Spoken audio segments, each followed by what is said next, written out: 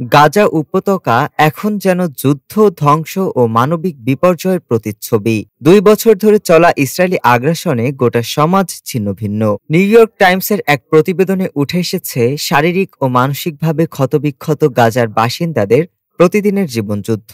বিশ্ব স্বাস্থ্য সংস্থা জানায়, গাজায় আহত ১.৬৭ লাখ মানুষের মধ্যে ১/৪ জীবন বদলে দেওয়া আঘাত পেয়েছেন, অঙ্গ হারিয়েছেন ৫,০০০-এর বেশি মানুষ। হাসপাতালের অর্ধেক অচল হয়ে গেছে।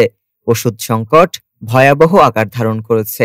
ইসরায়েল হামাস বন্দি বিনিময় আলোচনায় অগ্রগতি হলেও ট্রাম্পের শান্তি পরিকল্পনা বাস্তবায়ন ও গাজার ভবিষ্যৎ শাসন ব্যবস্থা এখনো অনিশ্চিত। গাজায় ইউনিসেফের মুখপাত্র টেস ইনগ্রাম বলেন, গাজার শিশুদের প্রতিদিন অসুস্থতা ও মৃত্যুর এক চিরন্তন হুমকির সাথে যুদ্ধ করতে হচ্ছে।